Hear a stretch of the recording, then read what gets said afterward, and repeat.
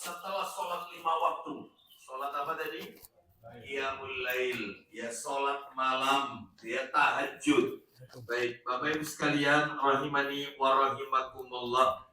Pagi hari ini tidak seperti biasanya. Biasanya kajian kita kan di Selasa pekan keempat. Mengingat Selasa pekan keempat kami uzur, sehingga kami masih diberikan kesempatan oleh Majelis Taklim Baiti Jannati untuk tetap diselenggarakan kajian sekalipun pada waktu yang berbeda. Dan hari ini kita berada di Selasa pekan ketiga, ya, dan berada di tanggal merah 1 Muharram 1448 Hijriah. Baik, Bapak Ibu sekalian, kaum muslimin dan muslimah, artinya sesungguhnya orang yang paling utama di antara kalian adalah, orang yang paling utama ini di antara kita adalah mereka yang belajar dan mengajarkan Al-Quran. Nah, jadi ini sudah kami jelaskan, yang namanya belajar dan mengajarkan Al-Quran itu tidak terbatas pada mengenal huruf-hurufnya, bukan. Ya, jadi bagi Bapak Ibu yang hari ini mungkin ikut tahsin, ikut program tahsin, atau mungkin dengan program-program bacaan Al-Quran, metode-metode yang lain misalnya, kan banyak metodologi membaca Al-Quran. Ada yang memakai ummi, metode ummi, ada yang tilawati, ya, ada yang metode wafa, ya, ada yang kiroati, ada yang syafi'i, ya, banyak sekali, ya. Nah, intinya adalah mereka yang belajar berusaha untuk bisa membaca Al-Quran dengan mengenal hurufnya, hukum-hukum bacaannya, tajwidnya, makhrajul hurufnya, sifat hurufnya, maka ini termasuk belajar dan mengajarkan Al-Quran. Tapi tidak sebatas itu. Harus ditingkatkan, bukan hanya bisa baca, tetapi harus tahu makna yang terkandung dalam Al-Quran. Berarti maksudnya adalah mentadaburi Al-Quran, mempelajari isi kandungannya. Itu intinya. Baik. Wallahu a'lam bishawab. Kita lanjutkan saja. Saya tidak akan mengulang kembali materi ini, karena berdasarkan dalil yang kami bacakan tadi, maka pelajarannya ada 3. Ya, betul ya, 3 ya. Nomor 1, keutamaan membaca Al-Quran. Itu yang sudah kita bahas bulan April, sudah tuntas. Keutamaan membaca Al-Quran. Bukan hanya membaca, mendengarkan Al-Quran. Ya, bukan hanya membaca. Jadi kita yang terus membiasakan diri mendengarkan murattal Al-Quran. Itu mulia sekali itu. Itu akhlak yang terpuji. Baik, itu nomor 1. Yang nomor 2, lah insya Allah pagi hari ini masuk di nomor 2, Bapak Ibu. Yang nomor 2 adalah tips menjadi ahlul Quran. Tips menjadi ahlul Quran. Ya. Yang nomor 3 adalah materi puncak, materi terakhir. Dan materi yang nomor 3 ini agak horor. Ya, kenapa? Karena kita akan membahas penyimpangan. Kesalahan yang sering dilakukan, tanda kutip, oleh sebagian kaum muslimin terkait Al-Quran. Penyimpangan yang sering dilakukan oleh sebagian kaum muslimin terkait dengan Al-Quran. Nah, nanti kita akan sebutkan satu persatu. Baik, Bapak Ibu kaum muslimin dan muslimah Majelis Taklim Baiti Jannati, rahimani wa rahimakumullah. Sekarang kita akan awali materi kita yang nomor 2. Tips menjadi ahlul Quran. Untuk keutamaan, nggak perlu saya ulang. Waktu itu mudah-mudahan Bapak Ibu masih ingat, ada berapa keutamaan yang saya sampaikan? 11 keutamaan. 11 keutamaan membaca dan mendengarkan Al-Quran. Saya tidak akan ulang lagi. Kita akan masuk yang nomor 2 sekarang. Tips menjadi ahlul Quran. Sebelum kami sebutkan satu persatu, ada baiknya. Silakan Pak Agus, kita dengarkan hadis Nabi. Ya, hadis Nabi yang diriwayatkan oleh An-Nasai dan Ibnu Majah dalam kitab Sahih Targhib wa Tarhib jilid 3. STWT jilid 3. Ya, jilid 3. Sahih Targhib wa Tarhib. Ya, baik. Nomornya 1432. 1432 jilid 3. 1432. An Anas bin Malik radhiyallahu an qala Rasulullah sallallahu alaihi wasallam, inna lillahi ahlina minan nas. Qalu man hum ya Rasulullah? Qala ahlul Quran hum ahlullahi wa khassatuh. Silakan. Dari Anas radhiyallahu anhu, ia berkata, Ya. Rasulullah SAW beliau bersabda, Isinya, sesungguhnya Allah mempunyai para kekasih dekat dari kalangan manusia. coba Bapak Ibu sekalian, Allah itu mempunyai kekasih dekat.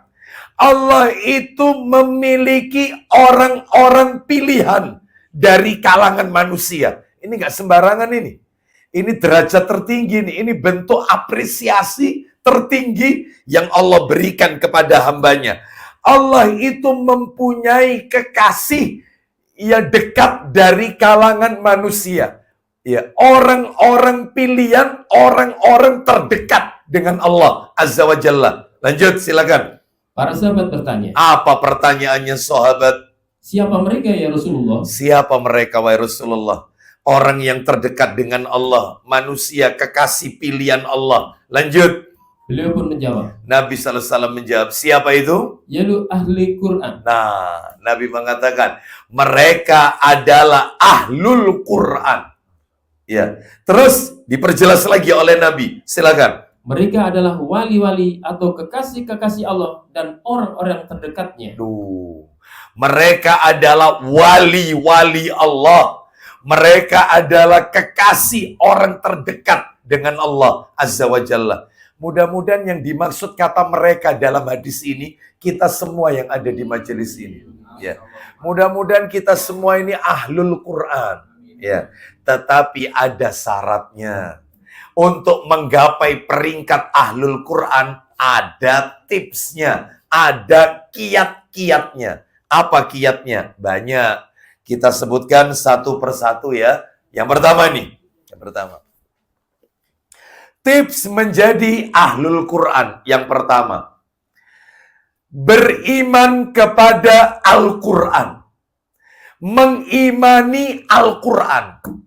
Beriman dengan isi Al-Quran. Mengimani. Maksudnya beriman kepada Al-Quran ini apa Ustadz? Lebih spesifik apa ini? Iya, beriman kepada Al-Quran. Kan rukun iman itu ada 6 Bapak Ibu ya. Rukun iman itu ada 6. Al-imanu antu'mina billah wa malaikatihi wa kutubihi wa rasulihi wal yaumil akhir wa tu'mina bil qadari khairihi wa syarrihi. Ya. Iman itu ada 6. Yang pertama, antu'mina billah, yaitu beriman kepada Allah. Yang kedua, wa malaikatihi, malaikat-malaikatnya. Wa kutubihi, kitab-kitabnya. Nah ini termasuk Al-Quran. Semua kitab yang Allah turunkan.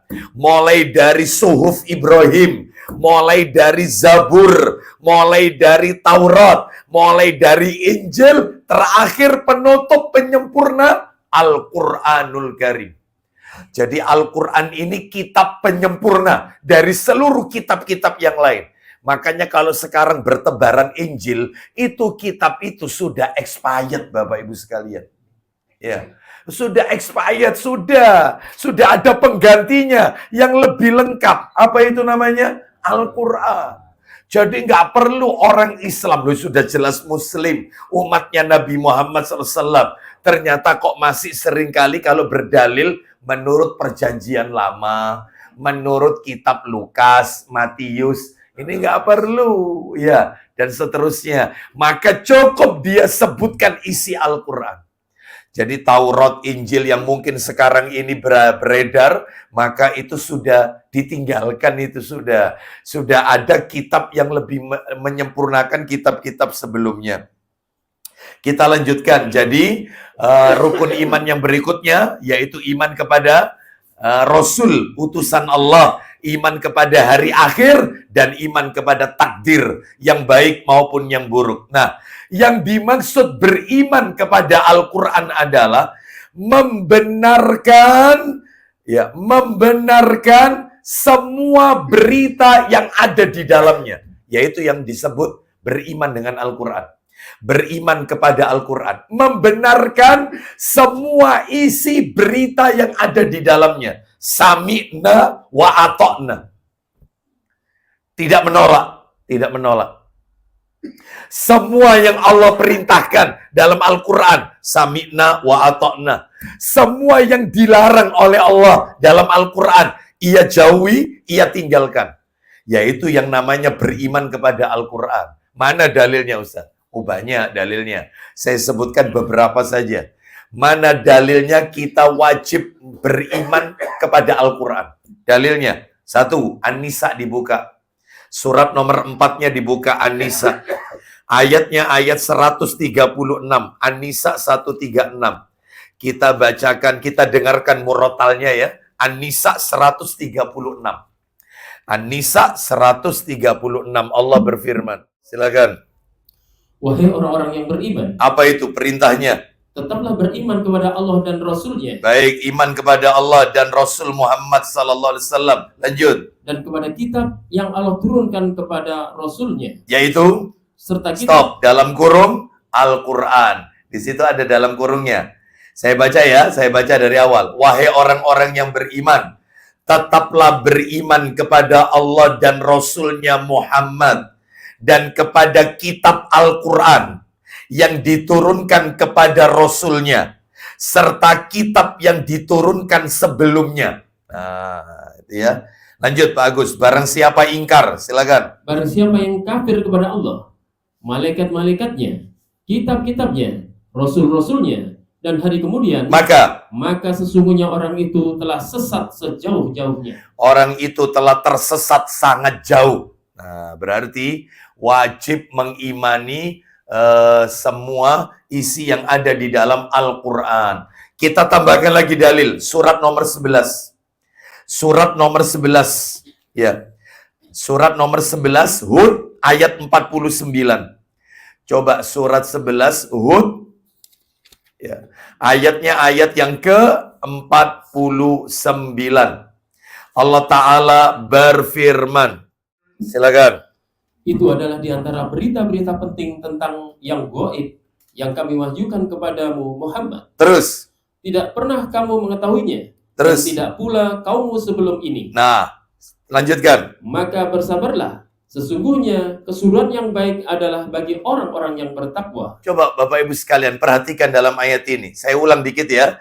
Itulah sebagian dari berita-berita gaib yang kami wahyukan kepadamu Muhammad.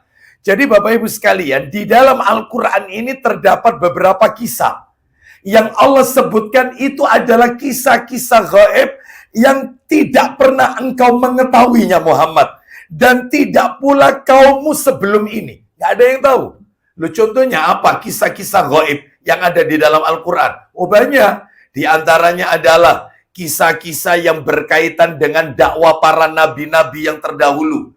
Misalnya adalah dakwanya Nabi Nuh alaihissalam, dakwanya Nabi Hud, kisah kaumnya Nabi Soleh, yaitu kaum Samud, kisah kaumnya Nabi Ibrahim alaihissalam, kisah kaumnya Nabi Lut alaihissalam, kaum Sodom, kisah kaumnya Nabi Shu'aib, Yusuf, Musa, Harun, Ilyas, Isa, dan seterusnya. Ada lagi kisah-kisah yang lain, seperti yang berkaitan dengan peristiwa-peristiwa yang telah berlalu. Ya, ini termasuk kisah gaib, di antaranya kisah Tolut dan Jalut. Nah, kisah Tolut dan Jalut itu ada dalam Al-Quran. Terus kisah putranya Nabi Adam yang tega menghilangkan nyawa saudara kandungnya. Kisah Ashabul Kahfi. Beberapa pemuda yang tidak diketahui jumlahnya. Nggak ada yang tahu ini. Ini perkara gaib. Baik, Ashabul Kahfi. Ada lagi kisah Ashabus Sabti. Itu ada. Ada lagi Ashabul Ukhdud. Kita nggak pernah tahu kisah-kisah ini, tapi ada di Quran. Ada lagi Ashabul Fil. Belum lagi yang lainnya. Nah, ini wajib kita imani. Sami'na wa ata'na. Termasuk kisah-kisah peristiwa yang terjadi ketika Nabi masih hidup. Nabi masih hidup. Contohnya, Isra Mi'raj ada dalam Al-Quran. Peristiwa Isra Mi'raj. Perang Badar, Perang Uhud, ya Perang Hunain, hijrahnya Nabi dari Mekah ke kota Madinah, dan seterusnya. Banyak sekali, ya. Termasuk yang ada dalam Al-Quran ini, berita-berita yang akan terjadi di akhir zaman. Yang pasti terjadi. Dan pasti benar. Contohnya, Allah menceritakan tentang surga, tentang neraka. Allah menceritakan tentang azab kubur. Allah menceritakan tentang azab di neraka. Banyak bertebaran ayatnya di dalam Al-Quran. Termasuk berita yang terkait dengan sains. Contoh ya, contoh. Penemuan alat-alat modern zaman sekarang, seperti adanya HP, termasuk alat-alat transportasi, pesawat, itu ada loh. Allah beritakan dalam Al-Quran. Masa Ustaz? Iya, ada. Pengen tahu dalilnya di mana? Coba dibuka surat 16. Allah sudah beritahu kita. Sudah. Allah beritahukan kepada kita. Coba surat 16. Surat 16 itu surat An-Nahl. Ayatnya ayat 8. Coba ayat 8. An-Nahl ayat 8, 16 ayat 8. Allah Ta'ala berfirman, kita dengarkan. 16 ayat 8. Nah itu intinya yang terakhir itu. Pelan-pelan Pak Agus, silakan. Dan dia telah menciptakan kuda. Stop, kuda ini alat transportasi paling keren di zaman Nabi. Kuda ada. Selain kuda? Bihol. Bihol itu hasil peranakan antara kuda dengan keledai. Kuda keledai dikawinkan, anaknya namanya Bihol. Nah, terus kemudian dan keledai untuk agar kamu menungganginya dan menjadikannya perhiasan. Stop, itu di zaman Nabi. Ada kuda, ada keledai, ada Bihol, termasuk onta. Lah terus apa berita Allah nanti di akhir zaman? Dan Allah menciptakan apa yang kamu tidak mengetahuinya. Ya, Allah akan ciptakan apa yang kamu nggak tahu. Ini ya itu akan muncul nanti kereta api, akan muncul nanti itu pesawat, akan muncul itu nanti kendaraan-kendaraan seperti di zaman kita. Masya Allah.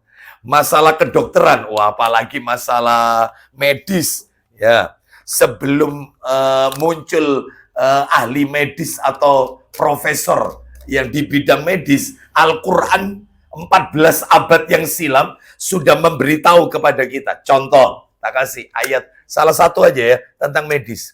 Coba dibuka surat 46, langsung artinya bagus. Surat 46, surat Al-Ahqaf, betul. Ayat 15. Surat 46 Al-Ahqaf, ayatnya ayat 15.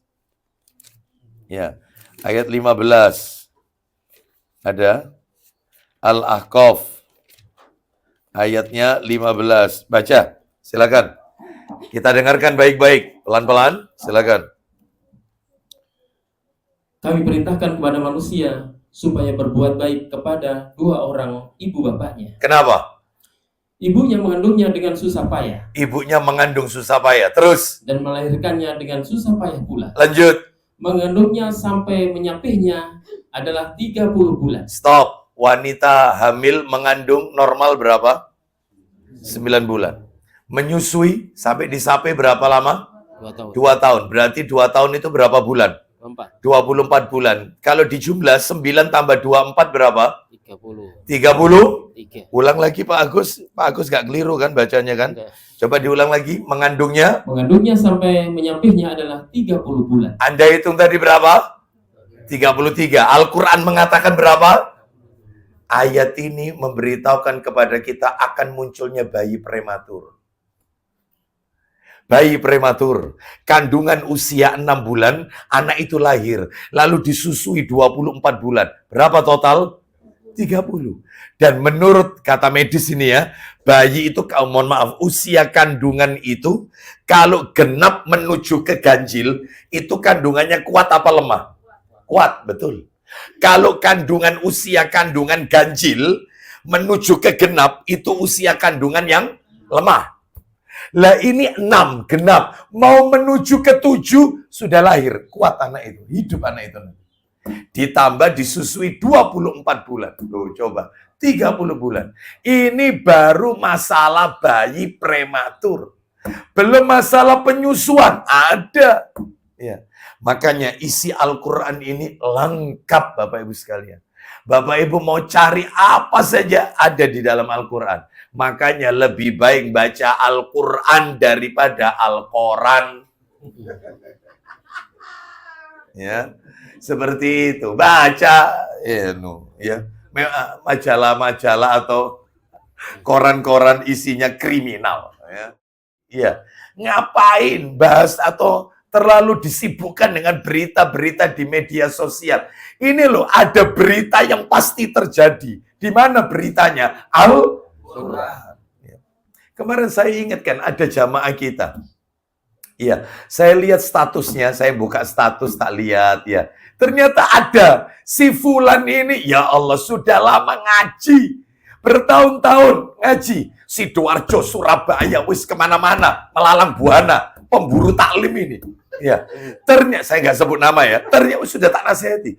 Ternyata muncul statusnya MBG, makan apa bergizi. Iya. Oh, iya MBG. Masalah itu, loh, iki jarine wis ngaji sunnah. Lah kok statusnya bahas masalah kebijakan MBG atau apa? Nah sudah, akhirnya tak chat. Ayo sudah taklim, gak usah ngerasani ulil amri. Gak usah, ulil amri itu didoakan, jarine taklim. Tak gitu kan sama saya. Ya. Manjenggoti.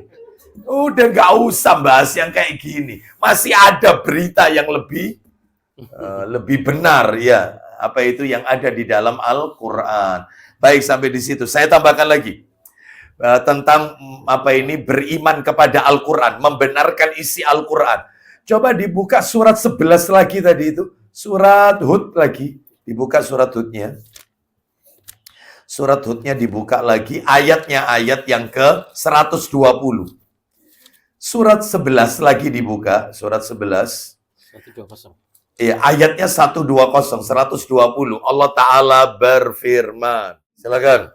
Dan semua kisah dari Rasul-Rasul kami ceritakan kepadamu. Ulang lagi, semua kisah.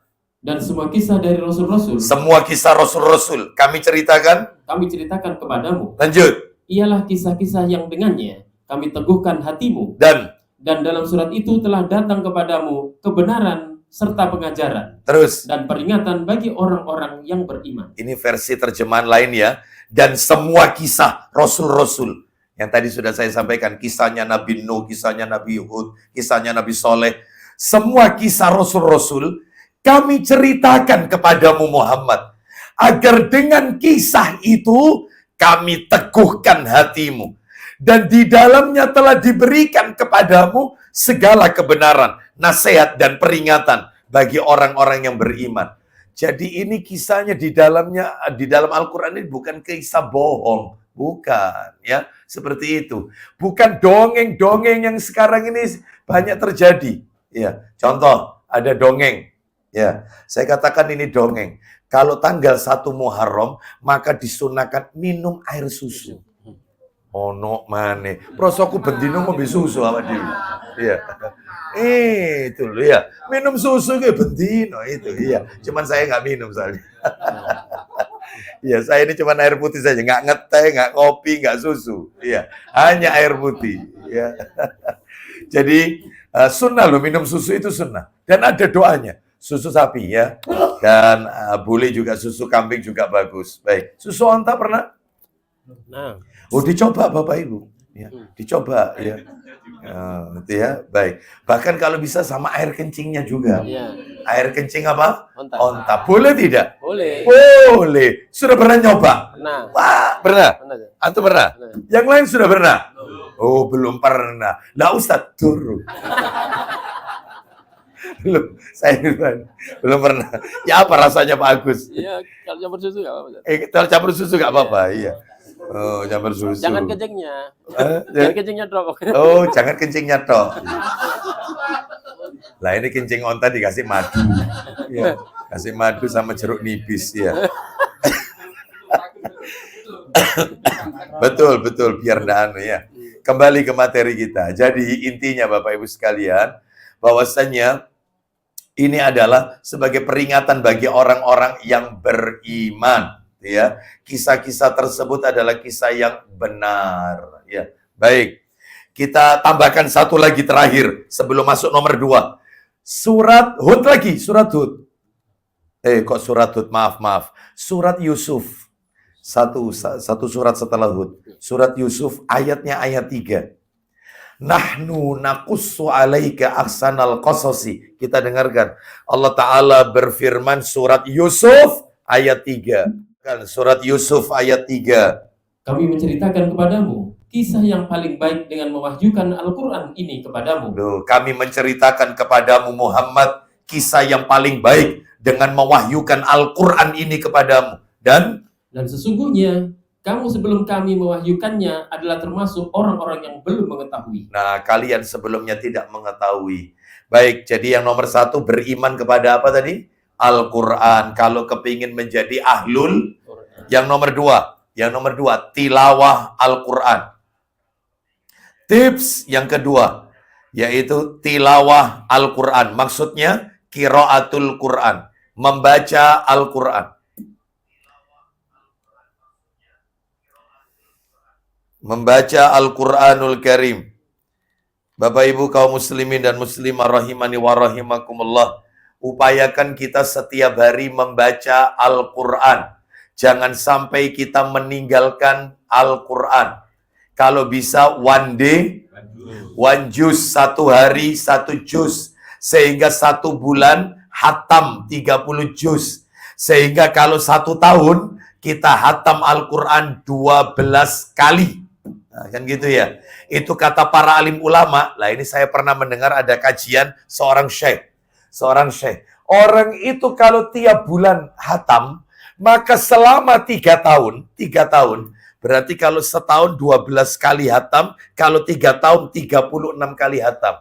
Maka selama 3 tahun, ketika ada orang membaca Al-Quran, maka dia bisa melanjutkan bacaan Al-Quran itu. Hafal dengan sendirinya. Ya, seperti itu. Hafal dengan sendirinya. Ini menunjukkan kepada kita, ayo kita biasakan. Lah ini tidak. Al-Quran dibaca kalau waktunya Ramadan toh. Ramadan datang, waktunya baca Quran. Ramadan lewat, Al-Qurannya sudah menjadi hiasan di rak bukunya. Ya, tuh. Kalau bisa one day one juz. Kalau nggak sanggup, ya, maka ya paling tidak berapa ayat yang kita mampu. Seperti itu ya. Ustadz, saya ini kalau ikut program one day one juz itu Ustadz, yang ada satu grup berapa orang, lalu setoran kepada ustadzanya atau ustadznya, apakah saya bisa masuk kategori hatam Quran? Ya enggak lah.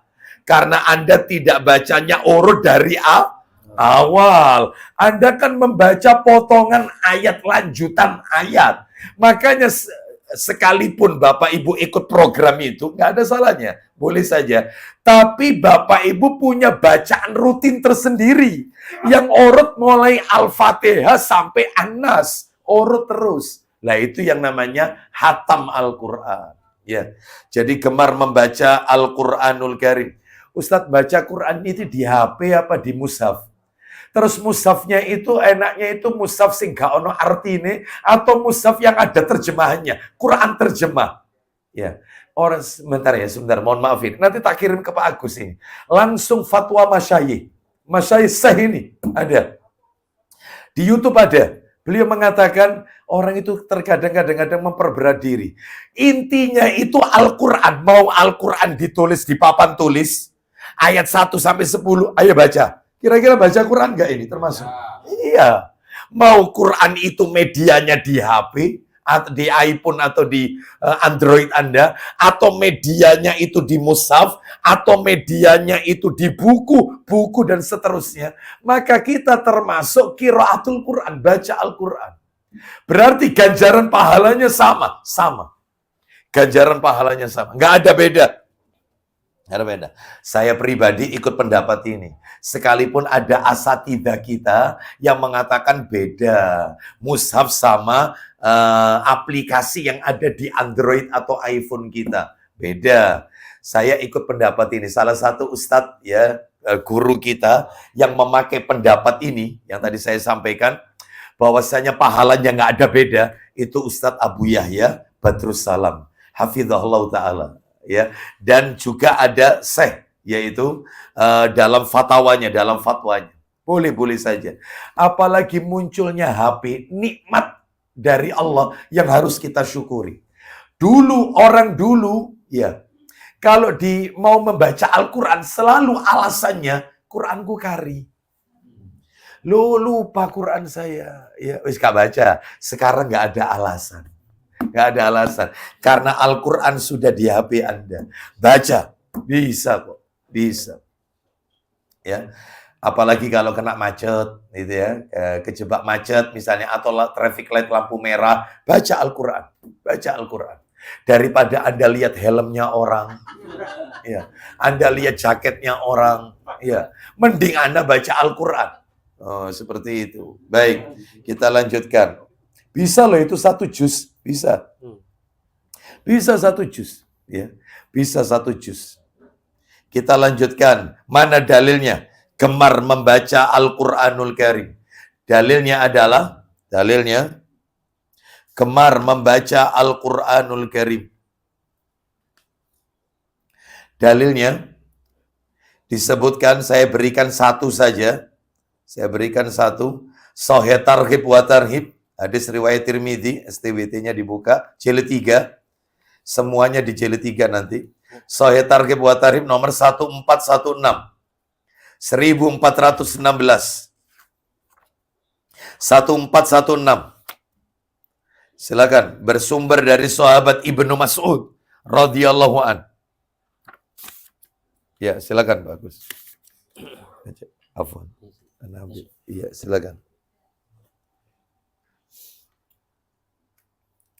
Ya, 1416. Dari Ibnu Mas'ud radhiyallahu anhu, ia menuturkan bahwa Rasulullah SAW beliau bersabda, isinya, barang siapa yang membaca 1 huruf dari kitabullah, 1 huruf dari Al-Quran, 1 huruf, lanjut, maka dengannya ia mendapat 1 kebajikan. Terus. Dan 1 kebajikan dibalas dengan 10 kali lipat. Nah, lalu kemudian apa kata Nabi? Aku tidak mengatakan alif lam mim itu 1 huruf. Silakan. Aku tidak mengatakan alif lam mim itu 1 huruf. Akan tetapi alif lam mim 1 huruf, alif 1 huruf, terus, lam 1 huruf, dan mim 1 huruf. Alif itu 1 huruf, lam 1 huruf, mim 1 huruf, alif lam mim 3 huruf, 3 kebaikan 30 pahala. Karena 1 kebaikan 10 pahala. Itu baru alif lam mim 30 pahala. Bagaimana kalau terus kita lanjutkan bacaan Al-Quran kita? Makanya kalau ditanya amalan apa yang memperoleh ganjaran pahala paling banyak, ya jawabannya membaca Al-Quran. Itu paham arti, tidak paham artinya, tetap oleh pahala. Tetap. Kita paham arti, nggak paham artinya, tetap dapat pahala. Oleh karena itu, ayo kita gemar membaca Al-Quran. Lanjut sekarang. Mau tidur, membaca surat Al-Mulk Tabarok. Ya. Malam Jumat, hari Jumat, boleh dengan Al-Kahfi. Sekalipun tidak harus Jumat saja Al-Kahfi. Hari yang lain pun juga boleh. Al-Baqarah jangan ditinggal. Sebab kata Nabi, orang yang membaca Al-Baqarah akan memperoleh berkah. Rumahnya diberkahi oleh Allah. Dan penghuni rumahnya mustahil kena gendam, kena sihir. Mustahil kena hipnotis. Loh. Makanya punya bacaan. Ada yang bacaan hataman, ada yang bacaan khusus untuk ruqyah. Meruqyah rumah dan meruqyah diri kita. Ada Al-Baqarah. Hari ini 5 ayat, besok 5 ayat, ditambah lagi 5 ayat. Selain punya bacaan rutin. Ya. Lah terus kapan nyambut gawe ini Ustaz? Nah ini kan repot. Ya. Itu bisa kok, bisa. Ya, baik, kita lanjutkan. Nomor 3 sekarang. Nomor 3. Mentadaburi Al-Quran. Jadi tipsnya Ahlul Quran, mentadaburi Al-Quran. Apa tadabur itu? Mempelajari isinya. Berarti kalau begitu belajar tafsirnya. Nah gitu ya. Belajar tafsirnya, belajar maknanya. Ya, seperti itu. Makanya Bapak Ibu kalau bisa punya banyak guru. Ya. Ada guru di bidang hadis, ada guru di bidang akidah, ada guru di bidang tafsir Al-Quran. Nah, gitu. Ada guru di bidang dengan sunnah-sunnah Nabi. Ada guru di bidang fikih. Ada guru masalah faraid warisan. Nah, itu. Pelajari. Jadi gurunya banyak. Ya, seperti itu. Gak terus ikut doa guru nih. Ya. Nek guru liya tuh gak mau datang taklim. Nah, ada model-model murid yang kayak begini? Ya, ada. Kalau guru fulan, wow, datang teko. Banyak yang datang. Coba guru fulan yang lain, wah, ngantuk aku ngantuk. Repot ya. Gak iso nyatet ya, aku opus yang dicatat. Ya karena kamu tidur soalnya. Makanya gak iso nyatet. Itu loh, jangan ya. Jangan. Karena setiap guru itu memiliki disiplin ilmu yang berbeda. Ya, ada dia bagus dalam hal ini. Bagus dalam menjelaskan masalah rumah tangga. Seperti itu. Bagus menjelaskan masalah akidah. Enak. Susah kita pahami. Kalau dia yang nyampaikan, gampang cara memahaminya. Nah, seperti itu. Beda-beda. Tidak bisa dipukul rata. Ya. Baik, kita lanjutkan. Mentadaburi, mana dalilnya? Dalil Quran surat yang ke-38 ayat 29. Surat 38 ayat 29. Surat 38 itu surat apa? Shad. Suratnya surat Shad. Ayatnya ayat 29. 29. Allah Ta'ala berfirman. Oh, jelas sekali ayat ini. Silakan. Ini adalah sebuah kitab yang kami turunkan kepadamu. Stop. Kitab Al-Quran yang kami turunkan kepadamu. Lanjut Pak Agus. Penuh dengan berkah. Jadi Al-Quran itu kitab barokah Bapak Ibu. Panjenengan kalau pengen ngalap berkah, nggak perlu pergi ke gua-gua, ya, terus ke makam-makam para wali, orang-orang soleh, ya, ngalap berkah ke mana ini? Di mana ini? Gunung Kawi, ya. Ini ya.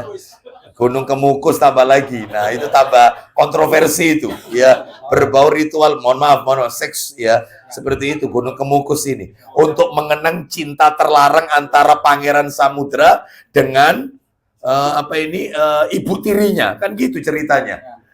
Dia akan lari dengan ibu tirinya. Lah ini namanya anak-anak bawaan. Kan nggak boleh. Ya, itu zina. Jadi supaya hasilnya maksimal harus melakukan ritual seks di gunung tersebut. Bayangkan, ini bukan.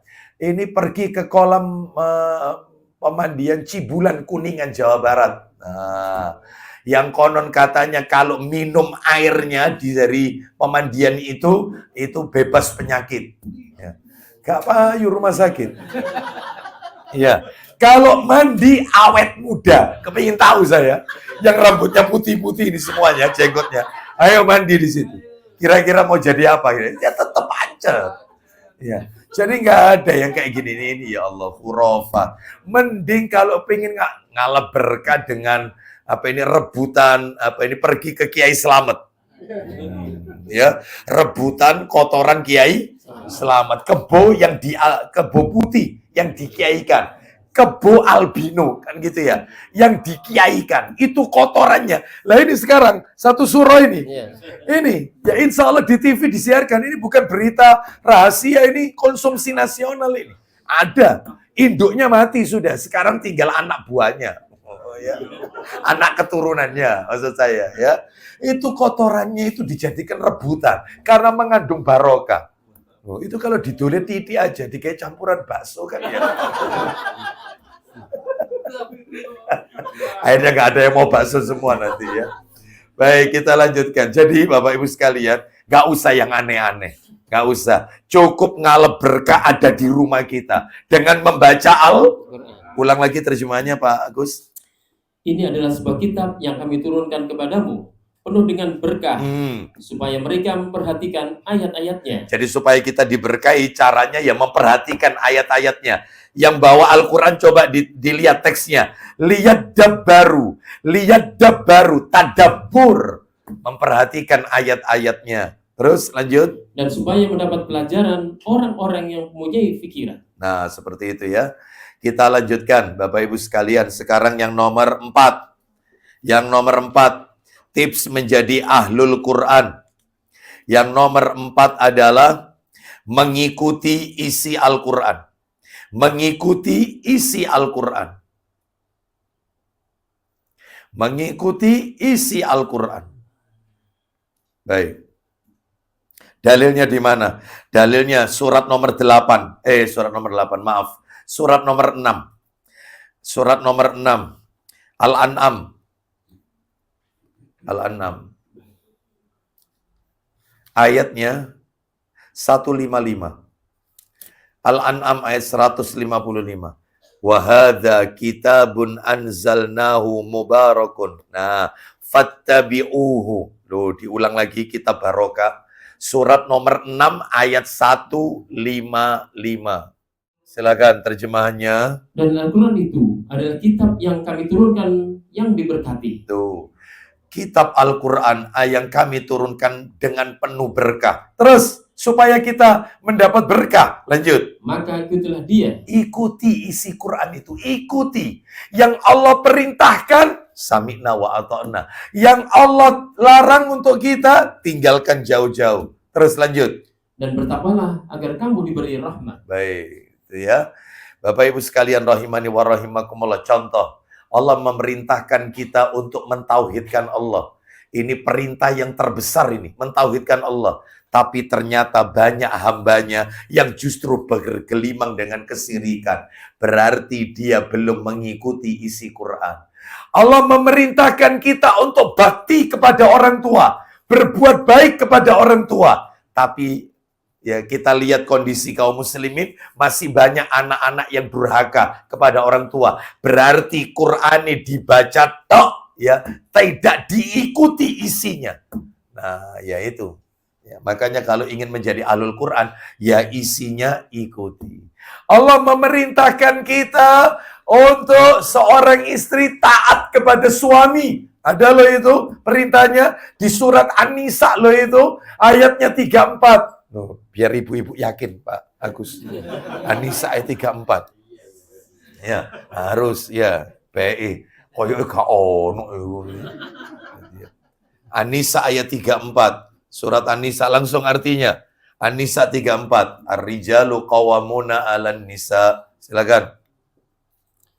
Kaum laki-laki itu adalah pemimpin bagi kaum wanita. Lanjut. Oleh karena Allah telah melebihkan sebagian mereka, yaitu para laki-laki, atas sebagian yang lain, yaitu wanita. Lanjut. Dan karena mereka laki-laki telah menafkahkan sebagian dari harta mereka. Nah, karena istri tersebut mendapatkan nafkah. Lanjut.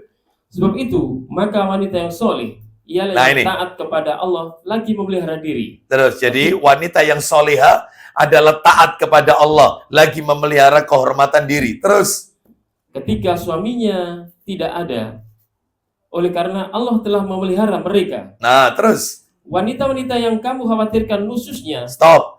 Wanita-wanita yang kamu khawatirkan dengan nusyusnya, apa nusyus itu? Sikap membangkang, sikap tidak taat, sikap durhaka. Oh, berarti ada istri durhaka? Ada. Maka kalau nggak pengen jadi istri durhaka, kebalikannya, jadilah istri yang solehah. soleha. Istri soleha itu cirinya taat kepada suami. Asalkan yang diperintahkan itu oleh suami tidak bertabrakan dengan Al-Quran dan As-Sunnah. Gimana? Cara ngobati istri nusus itu ya apa? Ngobati istri durhaka. Pak Agus, ngobatinya. Maka nasihatilah mereka. Stop, dinasehati. Caranya ya apa Ustaz nasihati itu? Disampaikan. Kamu ini suka bentak aku. Kan ada istri suka bentak. Wis menang. Bawel aja. Wis menang. Ya nek pensiun biasa kayak gitu. Diketai tok Ustaz. Sampai rambutnya putih. Kena Parkinson sekalian tambah. Allah sakno. Kasihan, nasib ya. Menang. Gak usah kakek ngomong. Ya. Oh gitu ya. Jadi dikit, cup. Gitu ya. Nah ini, kalau ini nusus ini, ya itu naudzubillah. Tapi ibu-ibu di sini gak ada yang kayak gitu. Di sini soleha, ahlul jannah, mudah-mudahan ya Rabb. Ya. Lah ya di sini Abu Hurairah. Antum jangan pesimis. Ya, itu. Di situ ya ada istri antum kan. Baik, kita lanjutkan ya. Jadi jadilah wanita yang soleh. Terus kalau nasihatnya apa? Ingatkan. Dosa lo ini, enggak boleh lo ini ya. Enggak boleh. Terus ingatkan. Kamu kalau enggak nurut terus sama aku, ya omonganku kon tampeli terus. Apa ditampeli itu ya? Kamu tolak terus. Maaf, bisa gugur loh nafkah yang tak kasih. Gugur Bapak Ibu. Gugur. Wanita nusyus itu suami boleh ngasih nafkah. Gugur. Aku bisa nggak ngasih nafkah loh sama kamu. Nggak ngasih loh. Gugur. Ingatkan. Ditakut-takuti. Dan itu ada dalilnya memang. Ternyata dinasehati tetap nggak berubah. Pancet. Baru. Ya. Nomor 2. Langsung jurus kedua. Setelah dinasihati gak iso, jurus kedua. Apa bagus? Dan pisahkanlah mereka di tempat tidur mereka. Stop, pisah ranjang. Tapi tetap satu rumah. Pisah tempat tidur. Maksudnya tidak dijima. Termasuk yang nomor 3, tidak diajak ngomong. Itu masuk bagian ini. Jadi didiamkan selama 3 hari. Gak boleh lebih dari 3 hari. Baru 2 hari pasti dia tanya. Mas, opo kok menengah kok gak ngomong sih? Ngomong. Ya. Ayo ngomong. Ya, diam aja. Saya lagi diem, ya. Saya tidak mau ngomong sampai kau mau berubah. Makanya Bapak Ibu, ini penting punya istri 2 itu ya kayak gini. Penting ya Allah. Iki gak iso dituturi, yang 1 bisa dituturi. Alhamdulillah. Kan gitu. Ya. Baik, kita lanjutkan. Sekarang juga gak usum 2, 3. Ya, karena yang nomor 3 menjadi penengah. Barangkali 2 ini bertengkar, dia penengahnya. Cari aman, lanjut. Ternyata ini tetap gak bisa, gak mempan. Baru kita kasih jurus keempat. Silakan. Dan pukullah mereka. Pukul. Pukul ini ada syaratnya.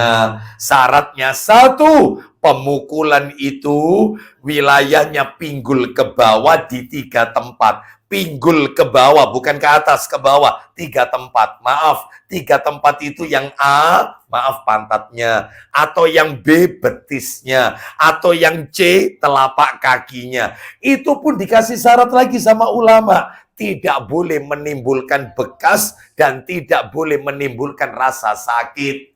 Gak ada bekas, gak ada sakit. Mukul ya apa? Gemes itu ya apa? Gemes. Koniku ya. Ayo koniki tapi kon kok blur. Ya. Itu ya. Ayumu hilang loh gitu loh ya. Bisa Bapak-bapak? Ya, insya Allah. Jangan main kasar. Wanita ini gelas-gelas kaca. Jangan. Jadikan istrimu itu ratu, bukan pembantu. Ya, dulu dia belum kita nikahi. Dia punya motor kemana-mana, dienakno sama orang tuanya. Begitu kita nikahi, dadakno jadi pembantu. Iya, itu. Setuju apa tidak, Bu? Loh, Mas Adi, diratukan tidak setuju? Oh, ya apa? Tegas sekali, tidak. Oh iya, jangan. Ya, jadi kalau dulunya punya motor dibelikan waktu kita nikah, ya tuh kok no motor. Dulu waktu anu punya pembantu di rumahnya, sekarang kita nikah dia carikan pembantu. Gitu, bikin enak dia. Gitu ya. Baik. Terus. Iya, seperti itu. Jadikan dia ratu. Ya. Apa yang diminta sak metune turuti. Yang royal. Tiap minggu minta beli baju, gak apa-apa. Meskipun roboh. Lemarinya roboh, gak apa-apa. Gak apa-apa. Masya Allah. Kita lanjut. Ya, sekarang yang keberapa Pak Agus? 5. Ikuti semua perintah dalam Al-Quran. Sami'na wa atokna. Ada doanya gimana? Doanya surat Al-Baqarah ayat terakhir itu. Ya, gimana? Rabbana. Ayo gimana? Yang ayat terakhir. Ya, surat Al-Baqarah. Rabbana wa la tahmil alaina isran kama hamaltahu ala qablina. Rabbana wa la tahmil ma la taqata lana bi. Wa'fu 'anna waghfir lana warhamna anta maulana fansur. Ya, Rabbana la tu'akhidna in nasina aw akhtana. Rabbana wa la tahmil alaina isran kama hamaltahu 'alal ladzina min qablina. Rabbana wa la tuhammilna ma la taqata lana bi. Wa'fu waghfir warhamna anta maulana. Berarti kalau begitu itu yang ada di ayat 285. Maaf 285-nya. Amanar rasulu bima unzila ilaihi mir rabbihi wal mu'minun kullun amana billahi wa malaikatihi wa kutubihi wa rusulih la nufarriqu baina ahadim mir rusulih wa qalu sami'na wa ata'na. Ya. Ini mohon doanya Bapak Ibu sekalian, saya lagi membuat buku, judul bukunya Sami'na wa ata'na.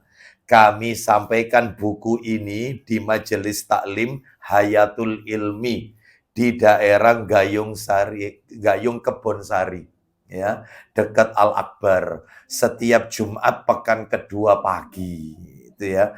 Itu materinya bahas buku saya Sami'na wa ata'na. Ini tinggal sedikit mau rampung, naik ke percetakan. Doakan mudah-mudahan dimudahkan semuanya oleh Allah Azza wa Jalla. Ya paling tidak dalam hidup ini punya karya lah, ya. Itu mudah-mudahan dimudahkan oleh Allah Azza wa Jalla. Isinya berupa 40 hadis Nabi yang tuh dalamnya isinya adalah kita disuruh sami'na wa ata'na. Baik, kita lanjutkan yang nomor 6. Yang nomor 6. Oh, mohon maaf 5, betul. 5, berhukum dengan Al-Qur'an. Berhukum dengan Al-Qur'an. Tapi kalau di negeri kita masih belum bisa, ya. Berhukum dengan Al-Qur'an. Tuh. Ada Ustadz negara yang berhukum dengan Al-Qur'an. Ada, ya cuman Saudi saja. Selain Saudi, negara-negara Teluk Timur Tengah sekitar Saudi sudah nggak ada yang pakai Quran, ya, dan Sunnah. Termasuk Dubai, apalagi Dubai, Abu Dhabi, sudah ya nggak ada. Hanya Saudi yang masih Quran Sunnah minded, sudah. Langsung patokannya hanya Quran, potong tangan, rajam. Sekalipun teknisnya sudah berbeda, tapi tetap itu ditegakkan hukum itu. Ya. Mana dalilnya berhukum dengan Al-Quran? Dalilnya surat nomor 5 Al-Ma'idah. Surat nomor 5 Al-Ma'idah, ayatnya ayat 50. Al-Ma'idah ayat 50. Allah Ta'ala berfirman. Jemahan. Apakah hukum jahiliyah yang mereka kehendaki? Apakah hukum jahiliyah yang mereka kehendaki? Terus. Dan hukum siapakah yang lebih baik daripada hukum Allah bagi orang-orang yang yakin? Tidak ada hukum terbaik di muka bumi ini kecuali memakai hukum Allah. Semua hal, masalah warisan pakai hukum Allah, ya. Masalah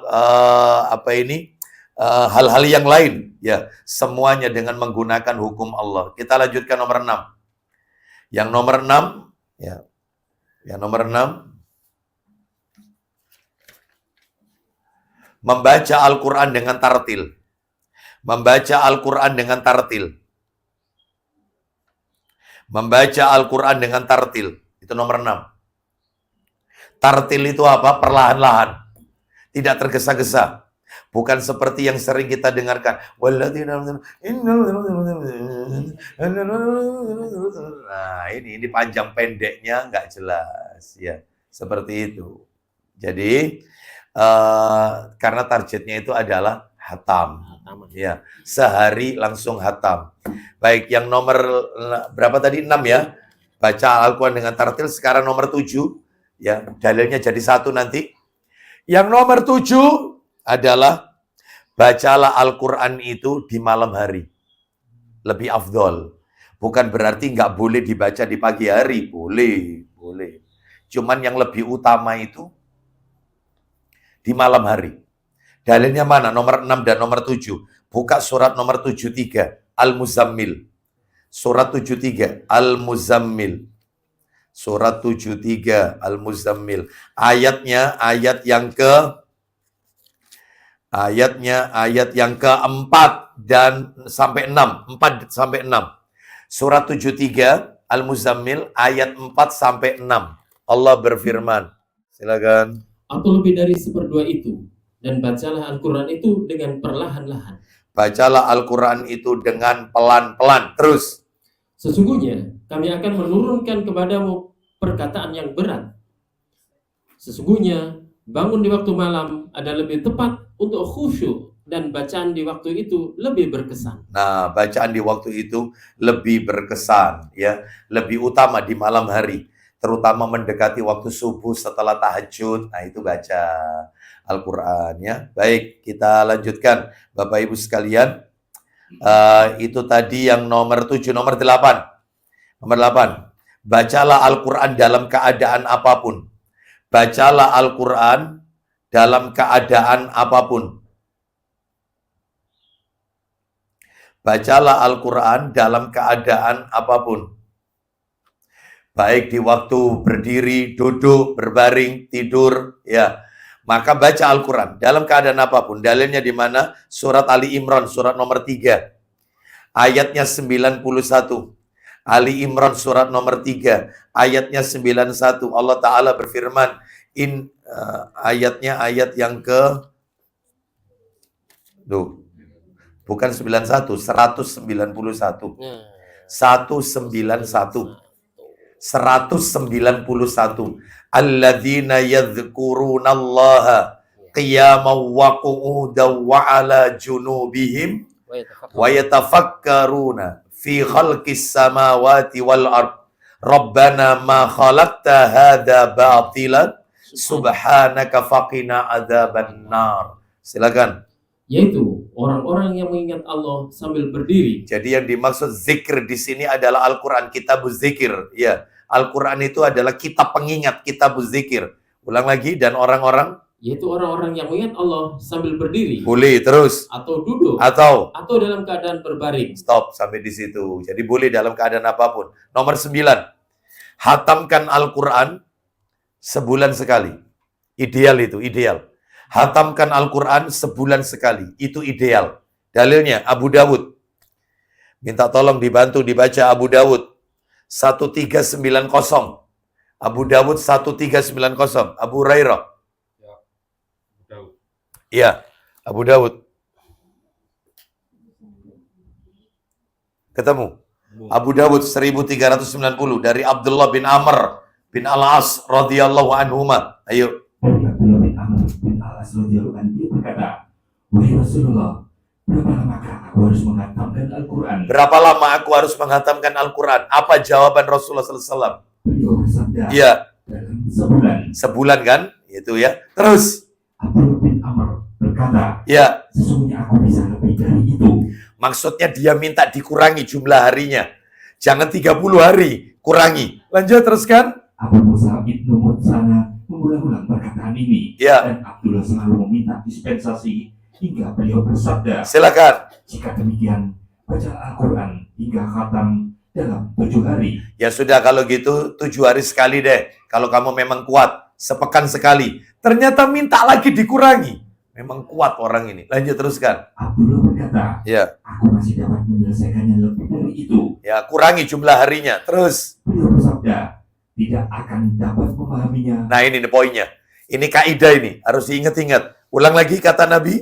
tidak akan dapat memahaminya orang yang menghatamkan Al-Quran kurang dari 3 hari. Jadi apa ini dalam hal ini apa? Batas apa ini berarti? Minimal. Minimal Batas minimal menghatamkan Al-Quran adalah 3 hari. 3 hari. Berarti 1 hari berapa juz? 10 10 juz. Kurang dari itu kata Nabi, orang yang menghatamkan Al-Quran kurang dari 3 hari, maka dia tidak akan bisa memahami apa yang ia baca. Nah, seperti itulah. Sekarang yang terjadi sehari langsung hatam, maka ya ini. Mestinya hadis ini disampaikan kepada mereka. Iki loh mas, dibaca. Ya, seperti itu. Baik. Kita lanjut. Nomor berapa sekarang? 9. 10. 10. Baguskan suara saat membacanya. Baguskan suara saat membacanya. Baguskan suara saat membacanya. Dalilnya. STWT. Sahih Targhib wa Tarhib jilid 3. Ya, Ini. ya. Nomornya 1449. 1449. Nah ini. Ya ini. 1449. Nabi bersabda, silakan. Zayyinul Quran, silakan. Dari Al-Bara bin Azib radhiyallahu anhu ia berkata, Ya. Rasulullah SAW beliau bersabda, Zayyinul Quran bi aswatikum. hiasilah Al-Quran dengan suara kalian. Nah, itu ya. Dengan suara kalian, ya semampu kita ya. Ada yang di antara teman-teman baca Quran, suaranya mirip seperti Suraim. Hafizul Ta'ala. Dia berusaha, karena dia punya tipikal suara, tipe suara seperti itu, agak kecil. Ada yang agak gede, ya misalnya Suraim. Kalau tadi Sudes, mohon maaf. Ini sekarang Suraim. Ada lagi mungkin yang seperti, Misyari Rasid Al-Afasi. Ya, Hafizul Ta'ala, maka boleh, semampunya. Baik, kita lanjutkan. Ustadz, kalau saya bacanya itu, tak rekam Ustadz. Ternyata hasilnya kayak langgam Jawa Ustadz. Iya, kayak orang Hindu itu loh, mimpin upacara itu loh. Ya. Kan itu ya. Itu ada ya. Ya apa Ustadz? Ya diperbarui lagi. Ya, diperbarui lagi. Ya, baik. Sekarang nomor berapa? 11. Tidak boleh menafsirkan Al-Quran menurut pendapatnya sendiri. Tak boleh. Tidak boleh menafsirkan Al-Quran menurut pendapatnya sendiri. Tinggal dikit lagi kita akhiri. Tidak boleh menafsirkan Al-Quran menurut pendapatnya sendiri. Tak boleh. Mana dalilnya? Dalil. Coba dibuka Tirmidzi. Mic-nya ke sana. Abu Hurairah dibantu. Nomornya Tirmidzi 2952. 2952. Kita dengarkan. Ketemu. Baca. Dari Jundub bin Abdullah radhiyallahu anhu dia berkata, Ya. Rasulullah sallallahu alaihi wasallam beliau bersabda, Kita dengarkan. Kata Nabi sallallahu alaihi wasallam, man qala fil Qur'an bi ra'yihi fa asaba faqad akhta'a. Silakan. barang siapa mengatakan tentang Al-Quran dengan pendapatnya, maka dia tetap salah walaupun pendapatnya benar. Loh, bayangkan Bapak Ibu sekalian. Siapa yang menafsirkan Al-Quran menurut ra'yu bi ra'yihi, ternyata betul, cocok tafsirannya. Berarti kan pinter dia. Dia mengerti tentang lisanul Arab, tentang lughatul Arab. Karena bahasa Arab itu ada dua. Ada lughatul Arab, ada lisanul Arab. Lisanul Arab sudah masuk ke seperti sastra ini. Ya, ternyata dia nafsirkan Al-Quran karena mungkin bahasa Arabnya pinter. Ngerti uslub-uslub dalam bahasa Arab. Istilahnya kan gitu ya. Nah, ternyata cocok. Itu kata Nabi tetap dianggap salah. Tetap salah. Karena sebaik-baik menafsirkan Al-Quran dikembalikan dengan penafsiran siapa? Para sahabat radhiyallahu anhum ajmain. Itu. Terus kemudian yang nomor 12. Tidak boleh menjadikan Al-Quran sebagai bahan perdebatan. Tidak boleh menjadikan Al-Quran sebagai bahan perdebatan. Bahan perdebatan. Ya. Tidak boleh menjadikan Al-Quran sebagai bahan perdebatan. Mana dalilnya? Sahih Muslim. Sahih Muslim. Nomornya 2666. 2666. Mas Khairul. Ya, insya Allah nanti sampai akhir ke Abu Hurairah terus ini nggak ada di Sahih Targhib. Silakan, ayo. Dari Abdullah bin Amr radhiyallahu anhu telah berkata, Ya. di pagi hari aku pergi menemui Rasulullah SAW. Lalu terdengar ada dua orang sahabat yang berselisih tentang ayat-ayat Allah. Nah, ada dua orang berselisih tentang ayat-ayat Allah, dijadikan bahan perdebatan. Terus, maka Rasulullah SAW menemui kami dalam keadaan marah seraya beliau bersabda. nah ini sabdanya Nabi. Innama halaka man kana qablakum biikhtilafihim fil kitab. Silakan. Sesungguhnya umat-umat sebelum kalian dahulu celaka karena mereka berselisih tentang isi kitab. Nah, isi Al-Quranul Karim. Mereka dibinasakan oleh Allah. Yang penting tugas kita, Bapak Ibu sekalian, itu menyampaikan. Itu menyampaikan. Makanya Bapak Ibu, mohon maaf ini ya. Saya seringkali dikasih share-sharean oleh jamaah kita. Ceramah saya, terutama kalau taklim di Pondok Mutiara. Masjid Pondok Mutiara. Iya, karena saya lihat videonya, iki aku taklim di Pondok Mutiara. Iya. Dan iki mesti sing jopo kalau ada Abu Hurairah ya Mas Khairul atau Pak Budi. Iya. Itu ternyata saya ceramah dibantah oleh ustadz mereka. Oleh kiai. Ya itulah perkataannya Wahabi. Sebenarnya itu menurut kitab. Ya, saya kayak gini. Seringkali jamaah itu nge-share saya, Ustadz, ceramah antum di komen Ustadz. Bahkan antum diajak ditantang Ustadz dan seterusnya. Kan gitu ya? Banyak. Ya. Oh iya tak gitu. Iya tak. Gitu ya.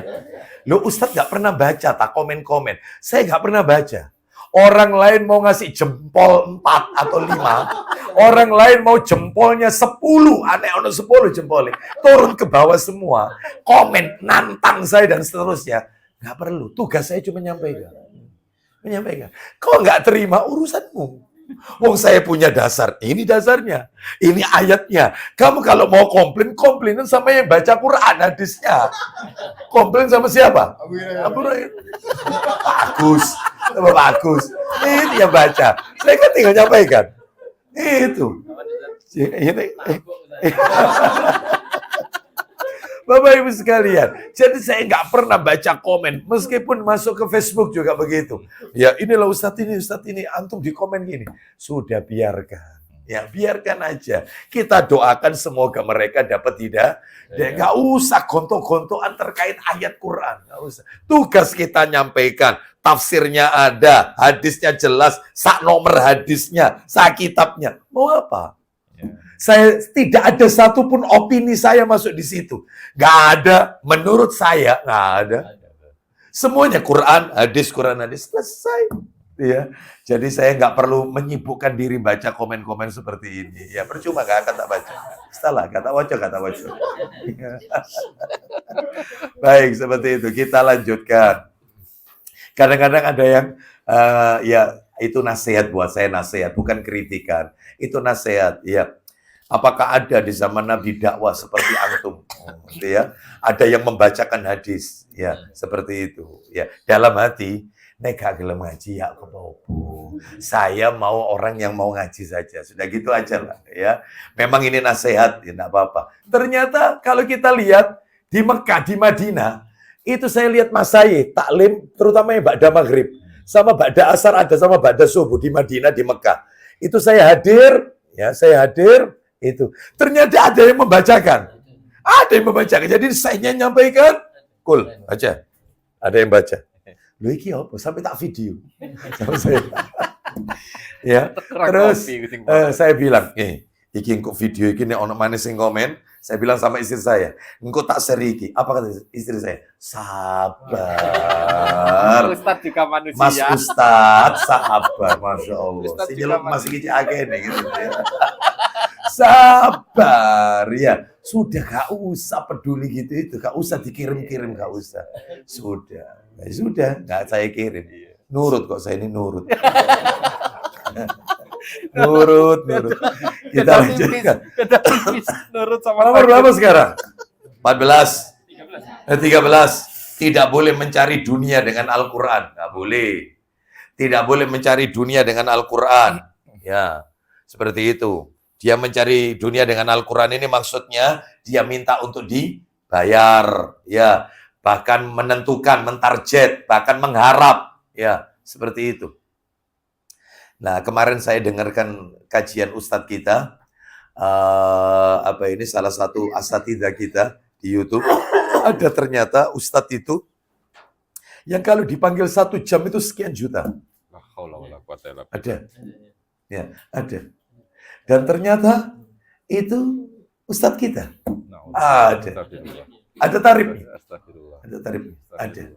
Lah ini dikomentari sama guru-guru kita yang lain. Dikomentari. Gak boleh, jangan. Ya. Tanya jawab beda sendiri. Kalau ada tanya jawab beda sendiri. Ada. Ya. Jadi kalau acara apa gitu pernikahan sekian. Kalau acara taklim daurah sekian. Belum pesawatnya, belum hotelnya. Wow, Masya Allah ini ya. Ya, ini mudah-mudahan ini ya Allah.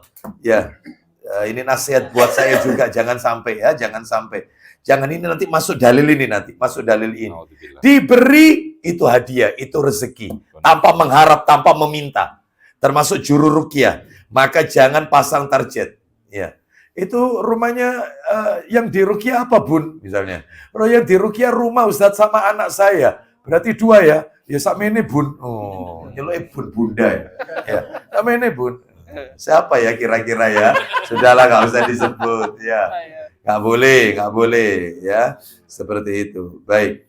Kita lanjutkan dalilnya. Tidak boleh mencari dunia dengan Al-Quran. Dalilnya, ayo dibuka hadis riwayat Imam Ahmad. Hadis riwayat Imam Ahmad dalam musnadnya nomor 14986. 14986. 14986. Ayo. Dari Abdurrahman bin Syibib radhiyallahu anhu berkata, Rasulullah sallallahu alaihi wasallam beliau bersabda. Kita dengarkan isi sabdanya. Silakan langsung aja. Bacalah Al-Qur'an. Iqra'ul Qur'an wala ta'kulu bih wala tastaksiru bih wala tajfu anhu wala taghlu fihi. Silakan. Bacalah Al-Qur'an.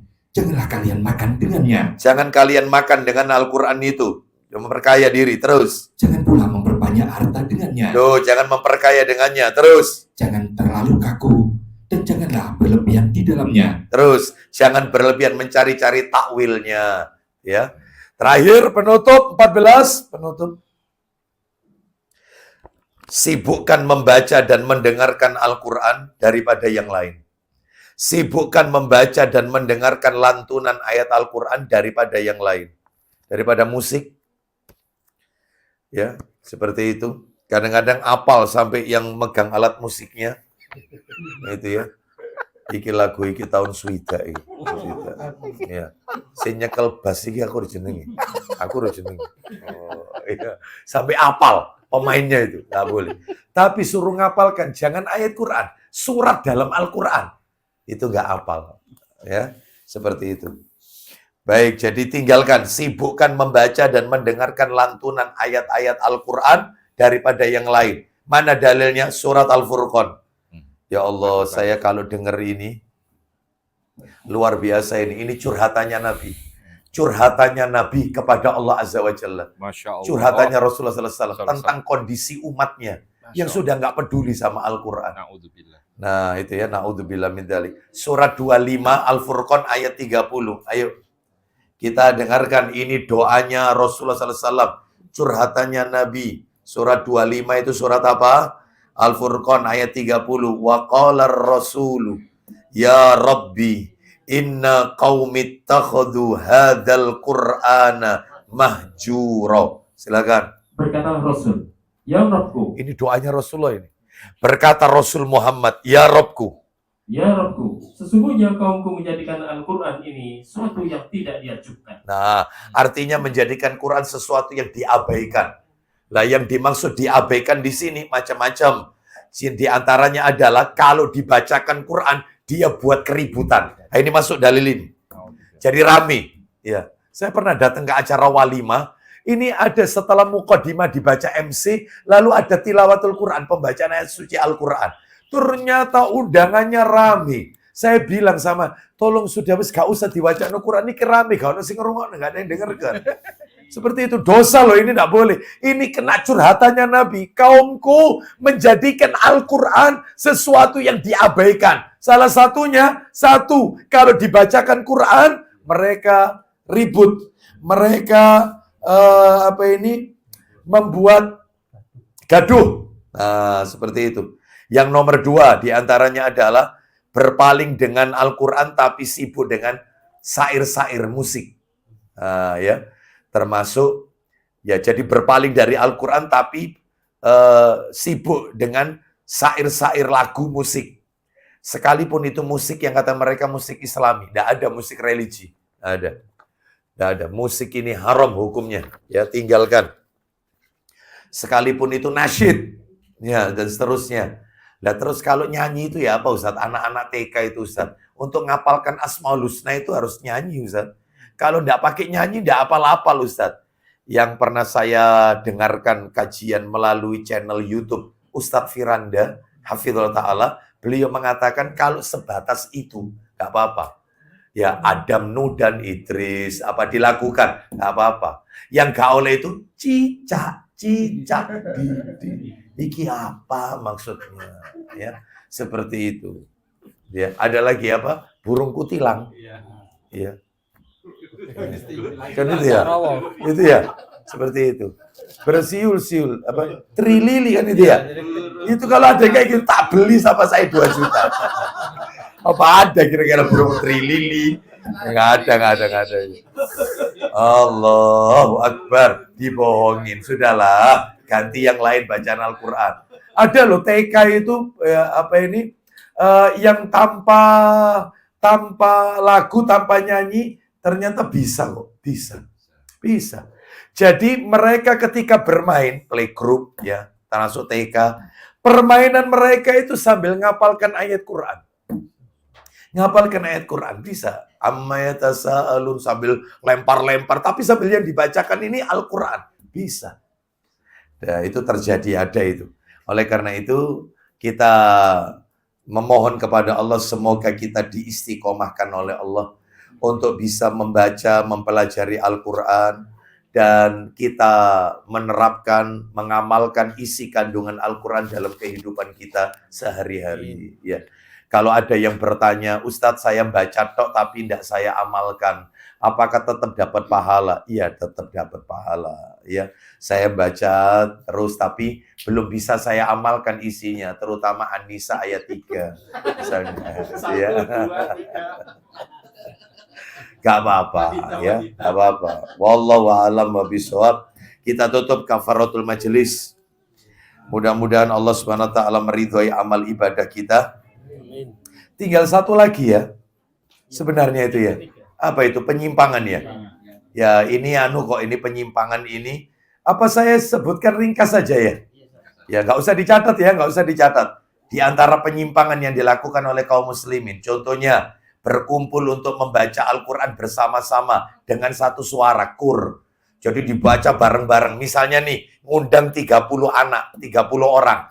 Masing-masing orang dikasih 1 jusan. Bapak 1 juz ya, misalnya Pak Agus 1 juz, Mas Khairul juz 2, gitu ya. Panjenengan juz 3, juz 4, juz 5, sampai juz 30. Lalu dibaca serempak, langsung hatam katanya. Ini nggak boleh. Yang benar itu dibaca bergantian, itu boleh. Seperti tadarusan, itu boleh. Yang lain ikut menyimak. Nah, itu ya. Termasuk juga doa setelah hatam Quran. Nggak boleh, nggak ada tuntunannya. Allahumma arhamni bil Quran. Nah, ini nggak ada. Yang ada itu cuman bacaan Subhanakallahumma wa bihamdika la ilaha illa anta astaghfiruka wa atubu ilaik. Jadi mirip kayak kafaratul majelis ya. Menutup Al-Qur'an dengan shadaqallahul azim. Enggak ada tuntunannya, enggak ada ya. Jadi cukup ditutup dengan kayak kafaratul majelis. Membaca surat Al-Fatihah setelah sholat fardu, zikirnya Al-Fatihah. Ada. Ya misalnya kan habis salam kan, Assalamualaikum warahmatullahi, Assalamualaikum warahmatullahi. Ya, astaghfirullahaladzim alladzi la ilaha illa wal hayyul qayyum wa atubu ilaihi 3 kali sampai a'udzubillahi minasyaitonir rajim bismillahirrahmanirrahim alhamdulillahirabbil alamin arrahmanirrahim sampai waladdallin amin wa ilahukum ilahu wahid la ilaha illa warrahmanir rahim Allahu la ilaha illa wal hayyul qayyum. Jadi ini yang Al-Fatihah itu nggak ada, kalau ayat kursi ada, Al-Fatihah nggak ada. Anda cari di hadis doif, nggak ada. Jangan sahih, jangan. Yang doif, nggak ada. Jadi murni ini ditambah-tambah sendiri. Nggak ada. Hah? Oh ya, lagi anu ya. Nah itu, seperti itu. Contoh, menutup acara dengan Al-Fatihah. Mari Bapak Ibu kita tutup acara pada pagi hari ini dengan wausan suratul Fatihah. Wausan suratul Fatihah. Mugi-mugi ya, mudah-mudahan acara ya bisiril Fatihah. Ada enggak ya kayak gitu? Ada. Ya. Nah, itu ya nggak boleh. Contoh lagi, ya, diantaranya adalah membuka acara dengan surat Al-Fatihah. Ya, mari kita buka acara di pagi hari ini agar mendapatkan rahmat dari Allah dan berkah dari Allah Subhanahu wa taala dengan suratul Al-Fatihah umul kitab, ya. Sayulillahi walahumul Fatihah. Ya, tapi biasanya ya khususan nilai. Khususan nilai. Gitu ya. Khususan ila ruhi syabdul qadir jalan. Khususan ila. Khususan syai'ulillahi walahumul Fatihah. Nah, ya. Ini kan direkam, ini kayaknya viral lagi nanti. Ini rekaman 3 ini. Ya. Itu Anda tanggung jawab ini ya. Itu termasuk menjadikan Al-Qur'an sebagai jimat, nggak boleh. Ada itu sebuah mobil itu kacanya itu dikasih Quran kecil, gantungan Quran kecil. Pernah tahu nggak Quran kecil? Itu kalau baca harus pakai apa ya? Saya pakai kacamata, saya tetap nggak kecil sekali, Quran kecil, 1 ruas jari mungkin. Besarnya itu, lebarnya Quran itu. Oh, kayak gitu itu. Ya, itu dijadikan jimat, nggak boleh.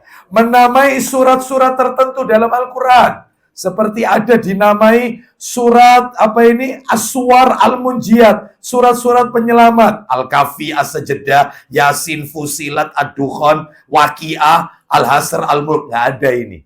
Yang ada itu, memang ada surat itu yang punya nama lain. Saya mau tanya, Umul Kitab itu surat apa? Umul Kitab. Boleh, nggak apa-apa. Ada namanya itu. Ya. Contoh lagi, Al-Mu'awwidatain, surat apa? Al-Mu'awwidatain. Ayo, trikul atau adalah ini termasuk trikul ini. Ini bid'ah ini. Penamaan bid'ah ini, trikul ini. Ya. Ada surat trikul, nggak ada. Ya, Al-Mu'awwidatain itu cuman Al-Falaq sama An-Nas. Kalau Al-Mu'awwidat nggak pakai tain, nah itu 3 Al-Ikhlas, Al-Falaq, An-Nas. Ada lagi Tabarok, surat apa? Ya, ada lagi Al-Baro'ah, surat apa? At-Taubah. Ya, surat nomor 9, At-Taubah. Dikenal dengan surat Al-Ba yang bisa berangkat umroh terakhir, soal terakhir. Ada di dalam Quran disebut suratun Ni'am. Suratun Ni'am. Oh, surat yang isinya kenikmatan-kenikmatan. Nikmat yang Allah berikan kepada kita. Surat apa? Ya, salah. Anda terkecoh dengan kalimat saya. Ada yang Anda ingat kan? Fabi ayyi ala'i rabbikuma, maka nikmat Tuhanmu yang manakah yang kau dustakan? Padahal suratun Ni'am, surat yang isinya kenikmatan-kenikmatan, itu bukan Ar-Rahman, tetapi An-Nahl, surat nomor 16. Isinya kenikmatan-kenikmatan semuanya. Loh. Kalau Zahrawain, betul, Al-Baqarah dan Ali Imran. Ya, itu. Nah, ini kalau yang seperti ini. Kalau surat Al-Munjiyat, ayo, Al-Munjiyat. Atau Al-Mani'ah, wis gitu aja. Mani'ah atau Munjiyat. Betul, Al-Mulk. Surat penyelamat azab kubur. Oh, itu ya. Demikian, mudah-mudahan jadi tambahan ilmu yang manfaat dunia akhirat. Insya Allah kita akan lanjutkan pada kesempatan yang akan datang. Yang nomor 7 insya Allah infak di jalan Allah. Wassallallahu ala nabiyyina wa ala alihi wa sahbihi wasallam. Subhanakallahumma wa bihamdika asyhadu an la ilaha illa anta astaghfiruka wa atubu ilaik. Wa akhiru da'wana anil hamdulillahi rabbil alamin. Assalamualaikum warahmatullahi wabarakatuh. Waalaikumsalam warahmatullahi wabarakatuh.